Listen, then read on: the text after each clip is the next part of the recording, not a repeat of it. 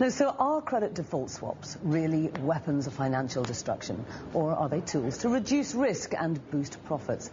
Well, for both sides of the story, and perhaps even to find some common ground, we are joined now by David Green. He is the former head of international policy coordination and EU affairs at the Financial Services Authority, and Philippe Bonfoy, the CEO and chairman of the hedge fund group Cedar Partners, who believes banning swaps is ludicrous. David, first of all, both of you, welcome to the programme this morning.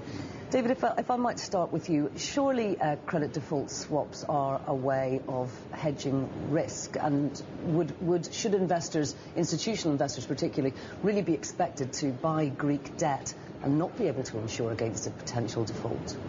I think all derivatives can be both forces for good and, if misused, forces for perhaps not mass destruction, but quite a lot of damage. What regulators are interested in is making sure that people who use these instruments really know how they work. We've had lots of examples recently of people using them who didn't know how they work. And also people who enter into contracts through them really are able to pay if they have to pay up. And there's been a problem with that recently. So that's what regulators are interested in, not in whether banning them, but making sure that misuse of them doesn't cause collateral damage. Philip, would you agree that some people are using them who don't really know how to use them, and indeed that they have been misused? Well, I think that ultimately they're fantastic hedging tools, so to ban them is a ridiculous idea. The general use of them is by sophisticated institutions, almost all of whom are regulated already. So the regulatory legs are there. I think we all agree that regulation needs to be there and be in place. But the idea of your banning the use of a hedging tool is just bizarre. So you don't think that they should be banned? You think regulation is we've got enough regulation in place?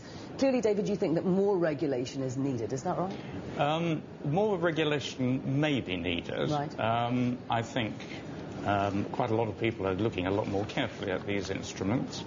There will need to be further work to find out whether there have been instances of market abuse in some kind of way in relation to these instruments. Market abuse can take place in relation to any number of different instruments. I don't think there's anything special about these particular ones. And whenever a particular financial instrument is used as the indicator of decline in confidence, whether it's in a company or in a country, there are bound to be questions asked. Philip, if we look at what's happened in Greece, this is really obviously what's prompted this whole thing. A lot of European leaders talking about actually banning credit default swaps. Greece has come under an awful lot of pressure from speculators. It might not have caused the crisis, but it certainly hasn't helped, has it? Right, so let's look at Greece as a specific example. Greece, the credit default swap market traded at 4.5 basis points in the middle of 2007, so 3 years ago. Right now we went to 450, we're now at 292, I believe, in spreads. The reality of the CDS market for Greece is it represents 3% of the outstanding debt. In Europe, the 11 trillion of government debt of the top 10 issuers, it's 1%. So the CDS market is tiny when compared to the general cash markets. Now, for politicians to say that CDSs are causing problems, Greece is causing problems. Greece at the beginning of 2009, their own ministry said, we expect a budget deficit of 3.7%. 2009, 12.7%. Between 3.5 to 4 times their own projection. If you're a bondholder of Greece and you're looking at refinancing 20% of the value of GDP in the next 2 months, and the last month when they just did the first round of refinancing, and you're going to have a 12.7 deficit for 2009, probably an 8% for 2010, and a 7% deficit for the preceding year in 2008, you're basically saying, how are they going to repay me? That's the problem. It's not CDSs and market abuse. It's the Greek government not being able to cover its own debt obligations. David, it's the Greek government's problem. We need credit default swaps. Well, it's certainly the Greek government's problem.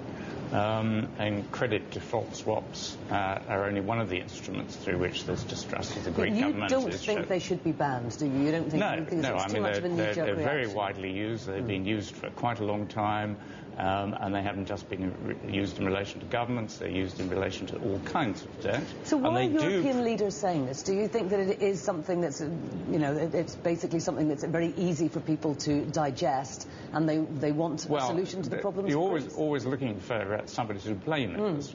And this is not the first time that instruments of this kind or hedge funds have been blamed for causing damage in the Asian crisis.